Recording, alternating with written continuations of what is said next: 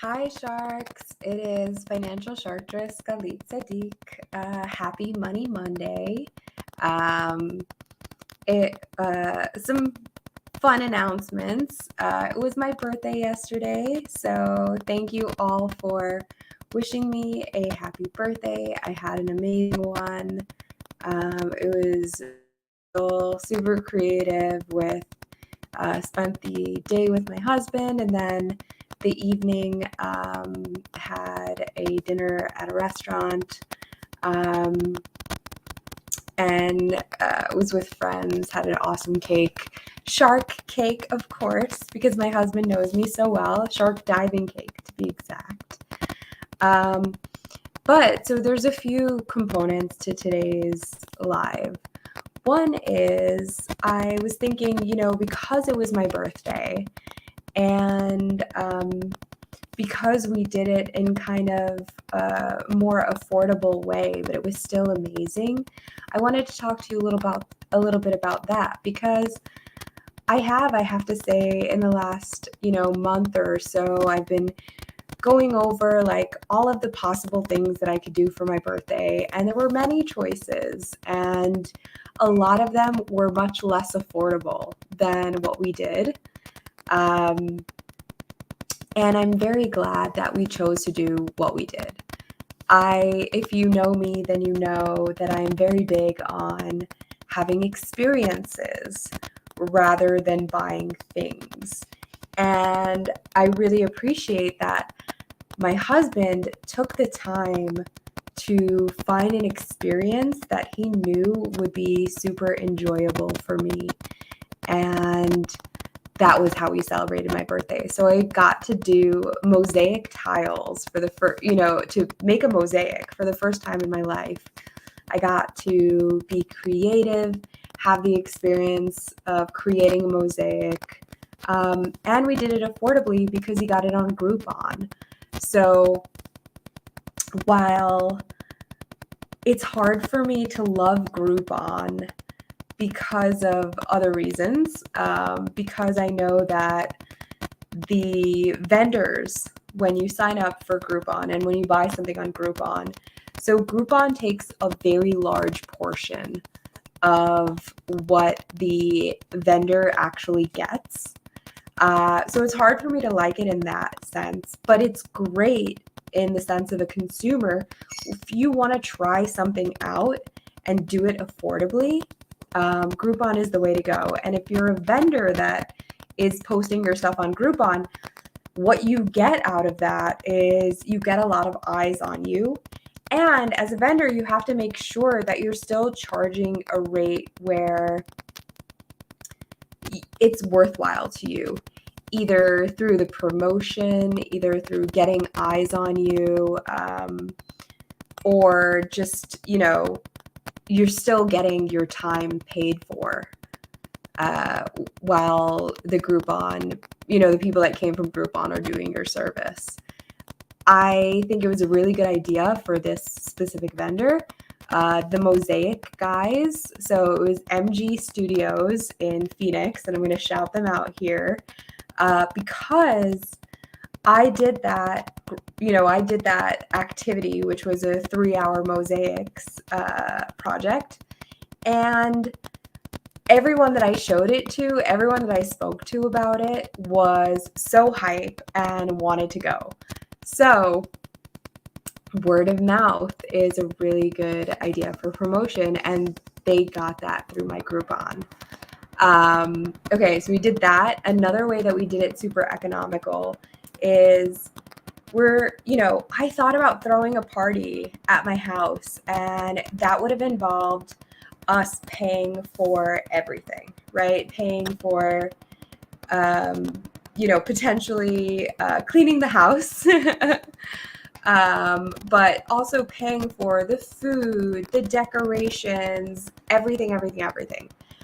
We decided to not do that, and we did a restaurant where it was my husband and I. My husband paid for me and himself, and then each person that came paid for themselves. And I think that although, maybe it's not seen as the most chic thing to do, I think that was a really smart idea. Um, Everyone orders, and we ordered some additional things for the table, which we of course paid for.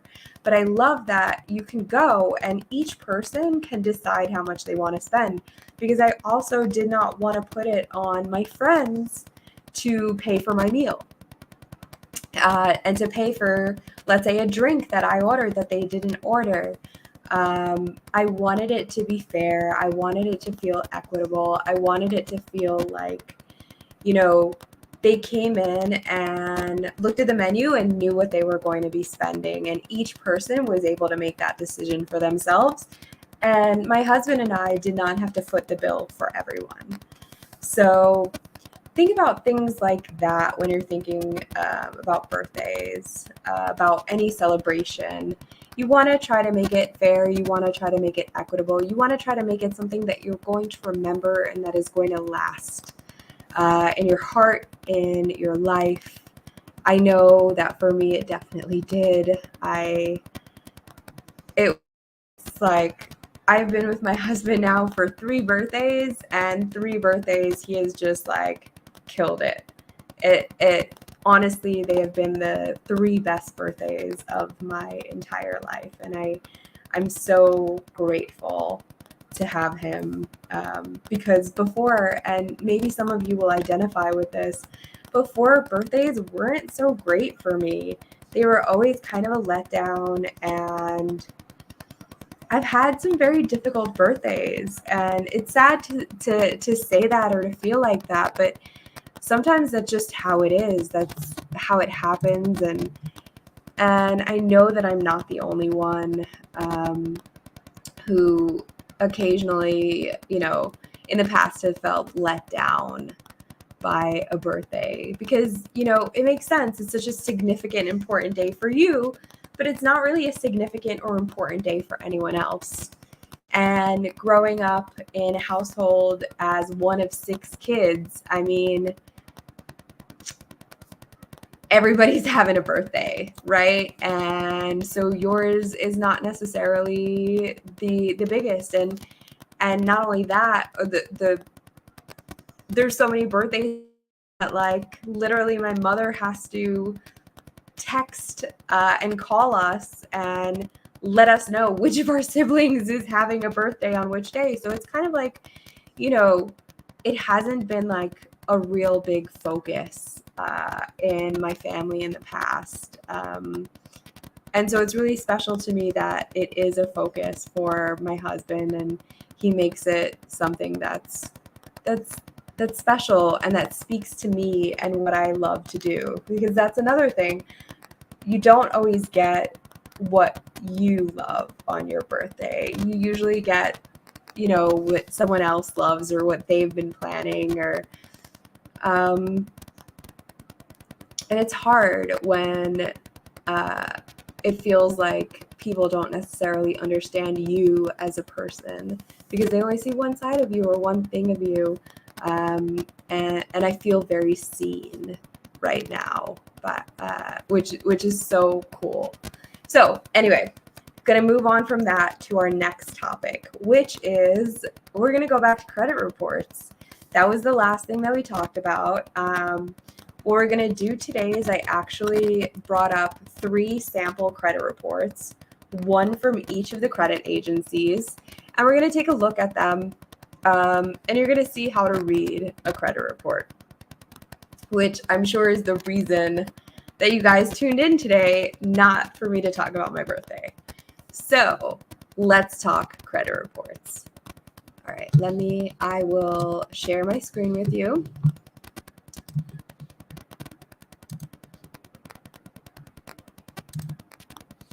Okay. So the first one that we're gonna go over is TransUnion. So all in all, the credit reports you're going to see are very similar. They have the same kind of things on each of them. These are all available online. So if you want to look at how to read your credit report on any of these websites, you can, any of the things that we're going to do. So the first section is going to be your personal information. Those are the different names that you have used throughout your life.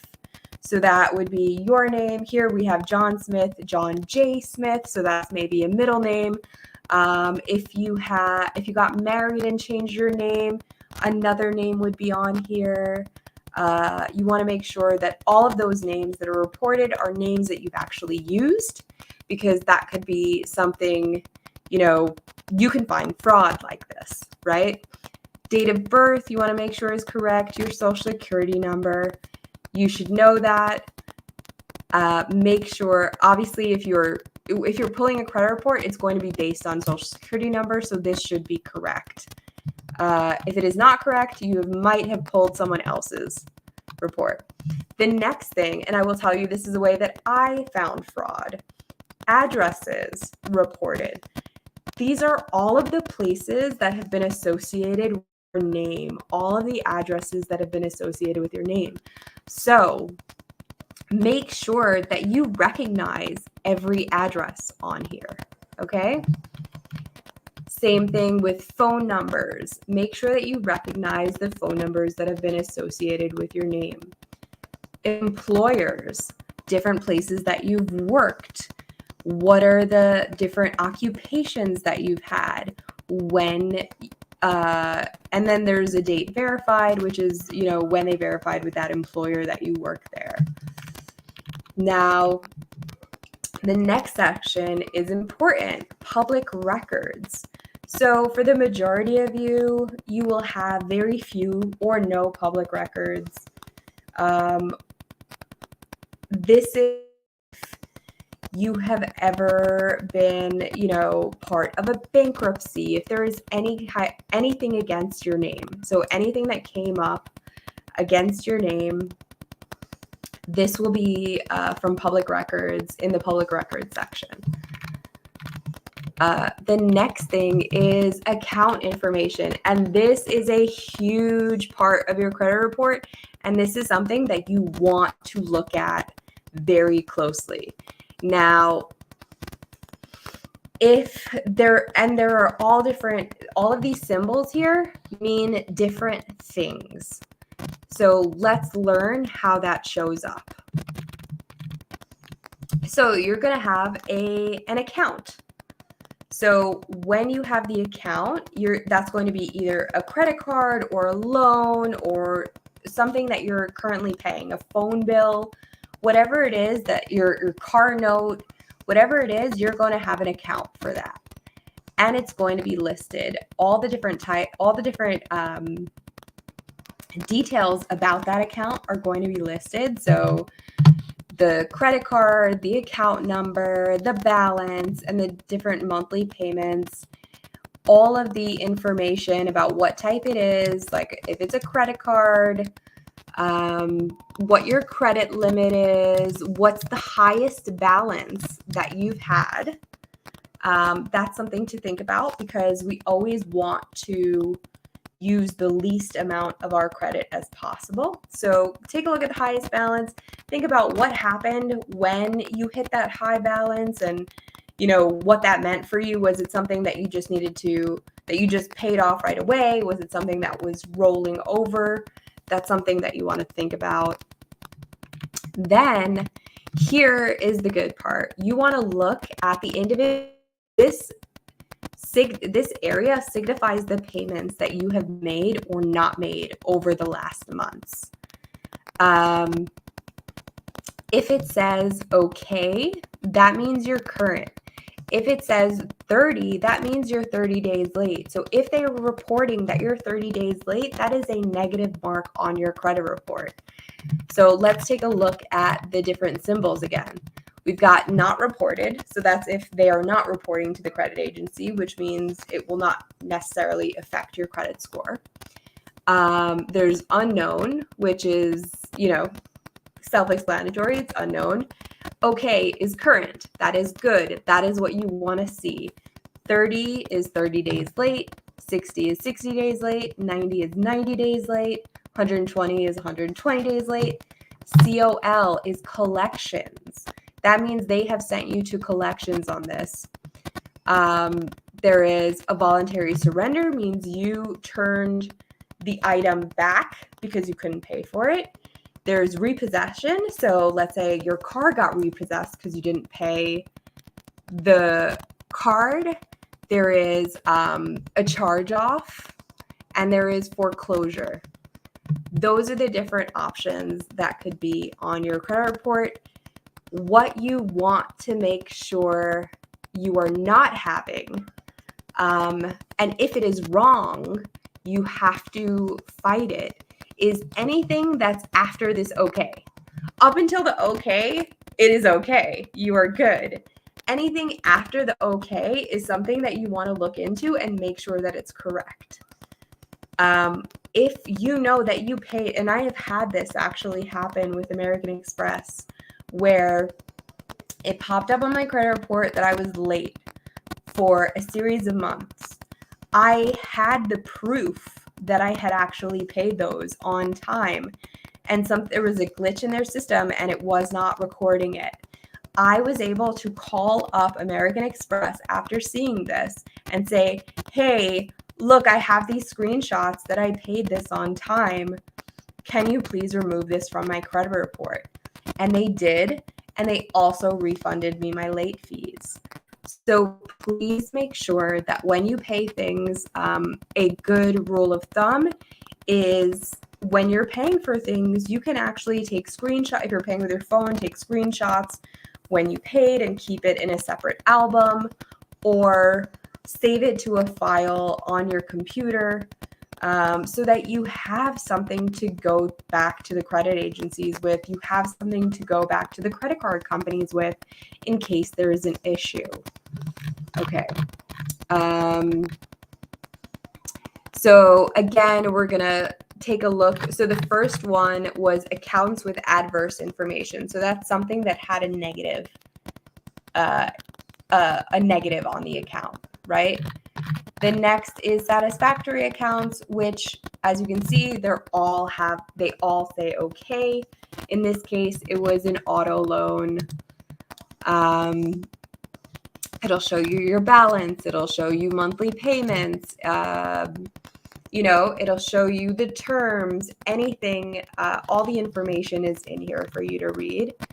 So this is what you want your accounts to look like, all okay. The next portion is collections. So these are anything that is put for collections, and collections on your credit report is not a great thing to have. You want to look into these. You want to make sure that you're taking care of them. You want to make sure that you understand what they are for. Again, this is something that I identified as fraud. I was able to identify a fraud on my account with one of these collections. And I was able to go to the police department, create a police report, and they took it off my credit report. Identity fraud is huge. It is a big thing, and it happens. And if you are not looking at your credit report, if you are not reading your credit report, you are not going to know when it happens to you, because they have gotten really good at it. They're not going to be, in most cases, you're not going to get the mail sent to your house. They're going to have a separate address that they're having it sent to. You're not going to necessarily know about it. But guess who will? The credit cards that you're trying to take out that are going to give you a high interest rate, the car loans, the mortgage. Whoever looks at your credit report is going to find out about it, and it's better if you know about it first, because then you can do something to take care of it. Regular inquiries. Okay, so anytime you go to take out a new credit card, or let's say you want to buy a home and are looking for a mortgage, they are going to check your credit.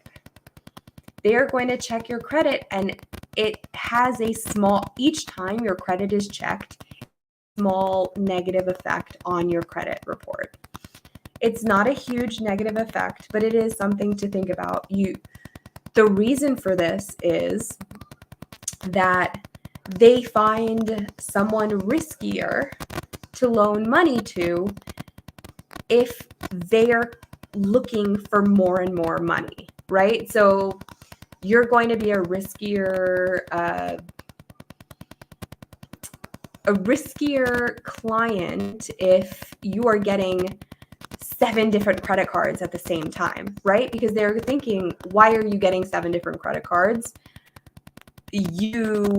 Are you going to be charging to the max on all these credit cards and then not paying them back? You want to have not a lot of regular inquiries.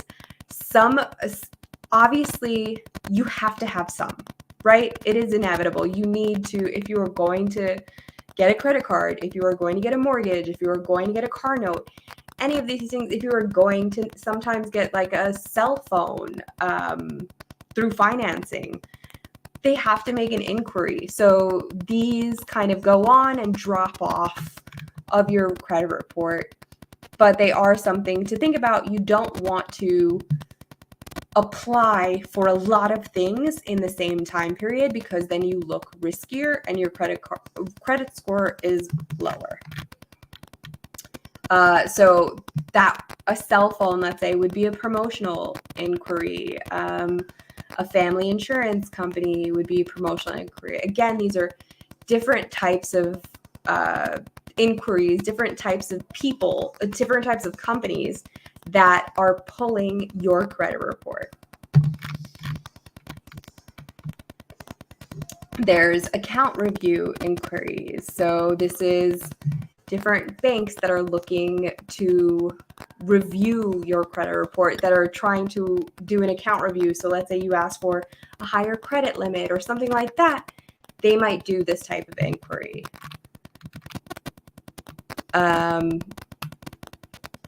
So you can do a consumer statement.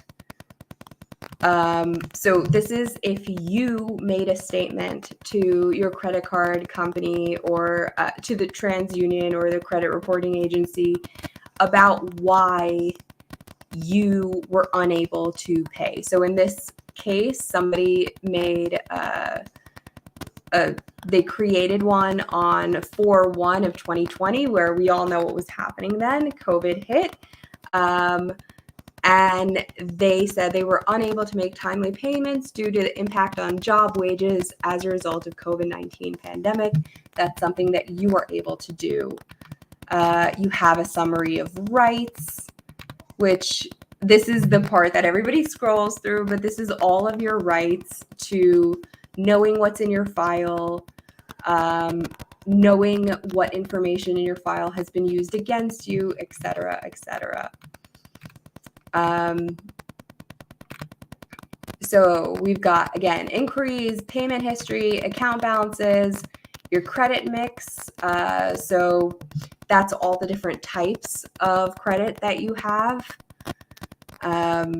You can see the type of each account where it says loan type and age of credit history. So the longer you have a credit card open, the better it is. So I actually tell people not to close credit cards, right? Cut them up and don't use them, but don't necessarily close them, because then you're closing a history that you have. You're closing that account, and you want to show that you've had a long history, a long age on your credit accounts. Okay, let's go to Experian. Same things you are going to see on the Experian that we saw on the TransUnion, the different names that you've used, the different addresses, Social Security. You can, and you see that you can dispute any of these, right? So if you're looking at it electronically, you on their website, you might be able to just dispute right on their website. Your year of birth, your spouse,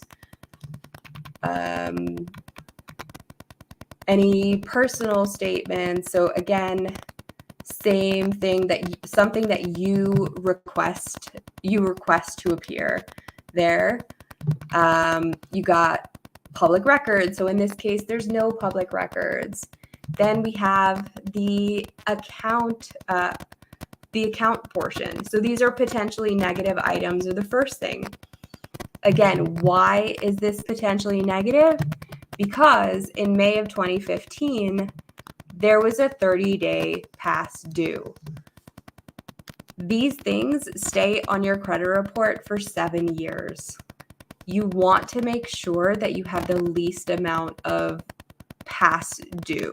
Even if you are just paying the minimum, you've got to pay it on time because this is a really important thing. Then you have accounts in good standing, and that is because the payments are current. All of the payments are current. All of the payments are in okay status. Credit inquiries. Those are people that have looked to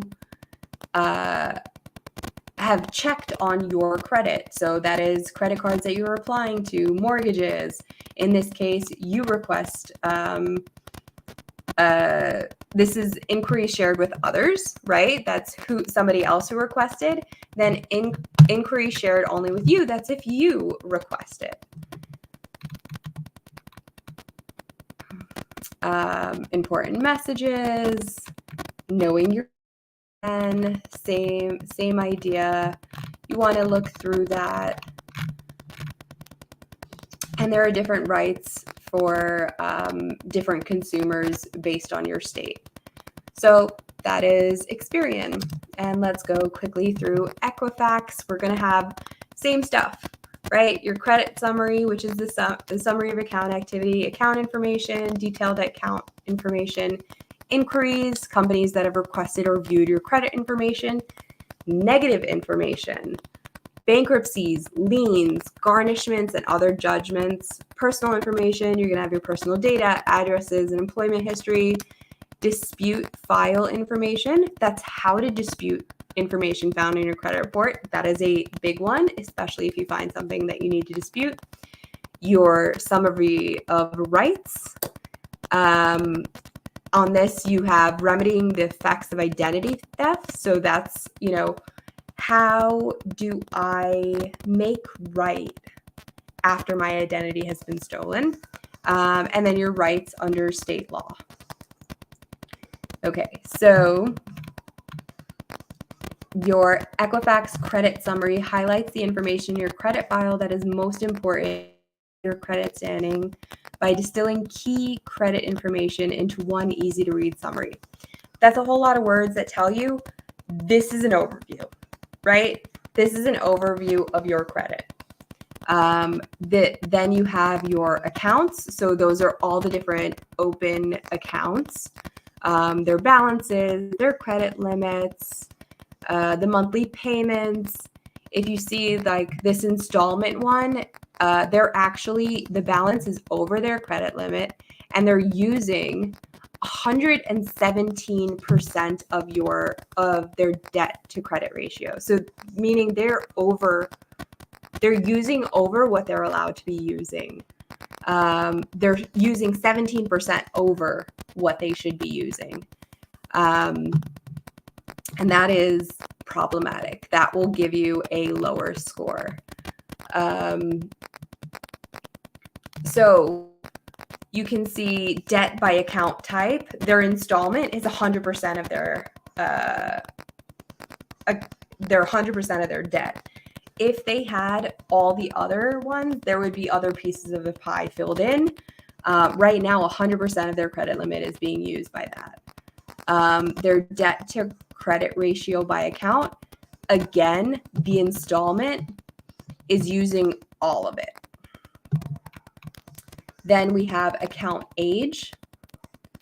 We have the length of the credit history, the average account age. So you want to have those as long as possible. Their oldest, you'll see your oldest account, your most recent account. You should always check the different accounts that you have are actually yours. Inquiries. So that is people that have made, so this is inquiries in the last 2 years. How many of them? There were 3. And who did the most recent inquiry? Then potentially negative information, public records, you got 0 public records. That's generally if you haven't filed for bankruptcy or anything like that, or there are no liens, you're going to see 0 public records. Negative accounts, there's 9, so that's a problematic. That means that there are 9 accounts in which something has gone wrong. You have not paid on time, and there's 1 account in collections. It's going to have a section for mortgage accounts, no accounts on file. If you have a mortgage, there will be something there. Installment accounts. So installment accounts are credit accounts in which the amount of the payment and the number of payments are predetermined or fixed, such as a car loan. So that will be what they have here. They have an installment account, and this is now the list of open accounts. We've got Wells Fargo, all of the information you can see here. So the balance, the date opened, the date reported, the account status. We've got like all of the different information here that you can take a look at. Now here they don't have an okay. They have just, this little dot star. And it seems like the payment history is pretty good until October of 2019. October of 2009, where it's 60 days late. So you want to make sure that you're looking for those 30, 60, 90, 120 to really see, where you're going wrong. Same thing, all the different accounts, you want to look through it, make sure that you understand what's going on. When did you last pay? Are you paying on time? Then we've got closed accounts. So it's going to say, here we have a 0 balance. It was charged off. You'll have the charge off amount, the payment history. So if you see, like, we have a lot of negative in here, right? In 2007, there was 30 days late, there was 60 days late, 90 days late, 120 days late, 150 days late, and then it started to charge off.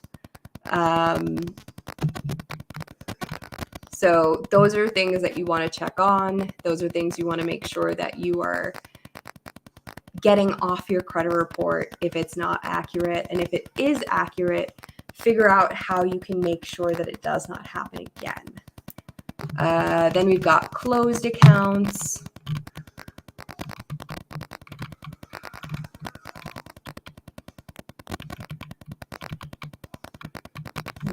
Okay. And then other accounts. And in each of them, if they don't have the okay or the different symbols, there will be a payment history key where it'll tell you what the symbols mean.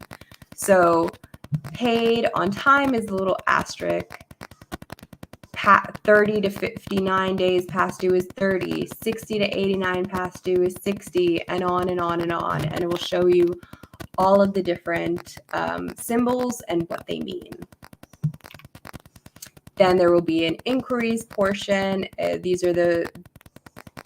remain on your account for 2 years, and you will see who looked up your credit report, who checked your information. You will have negative accounts, so those are ones that are in negative status, right? That means that you are not necessarily paying them on time. There's something going on with that. Those are definitely things that you want to look into and make sure that you are changing the way that you act with them, because those are significant. Those make a significant difference on your credit report. Then we have closed accounts and collections. So here is anyone that has a collection against you. You want to look through that. You want to make sure that if you don't know about those collections, that you learn about them and make sure to get them handled. So I actually have a story with that. I actually found out about a collection, something that was going to collection, by looking at my credit report. This was when I was in college. I was renting an apartment with my friends. I decided that I wanted to go backpacking in South America. All of the utilities and everything was in my name, and my friends were supposed to be paying it. They told me they had paid everything. Years pass, and I don't know anything about it, you know. And then all of a sudden I see something on my credit report that I do not recognize. It had gone to collections. I called the number, asked them for information, and found out that the friends, the so-called friends that I had at that time that were supposed to be paying the bill, the utility bills, did not pay them from the day that I left. And I, obviously it was, you know, my debt at that point. I had to take the hit. And I made sure that I paid it off and got it off of my, you know, made sure that it was getting off of my credit report. It, in general, takes 7 years to get off of the credit report, but that's something that you have to do. So if there's something that you don't recognize, call about it. Find out if it's really you, and if it is really you, make plans to get that off of your credit report as soon as possible. Public records, personal information, again, addresses, your name, social security number, age and date of birth, employment history, ways to dispute credit, dispute information on your credit report, how to order your score by phone, the summary of your rights, and that is Equifax. So we have now gone over the 3 different reporting agencies and the 3 different types of credit reports that you might have. Please pull it. You get 1 a year from each of the credit reporting agencies. I very, very, very much hope that you decide today's the day and you go and pull a credit report for this year and you look it over and make sure that you know everything that's on there and what's going on with your credit. It is a very important financial tool. It makes a huge difference about whether you're going to be able to buy that house, whether you're going to be able to buy that car, whether you're going to be able to rent that apartment. Your credit score is really important. And it's something that you should know. It's something that you should be able to read. And if you have any issues, you can always contact me here, wherever you're watching this. So if you're watching it on YouTube, it's Financial Sharktras Galit Sadiq. You can contact me on Facebook, Financial Sharktras Galit Sadiq. You can contact me on Instagram, financial_sharktras. I'm on TikTok, financial_sharktras. My email is galit@financialsharktras.com. Anyway, you can comment on this video. Please share this with whoever needs to see it. Share, like, subscribe, and I will see you next week for another edition of Money Monday. Good night, Sharks. Talk to you soon. Bye-bye.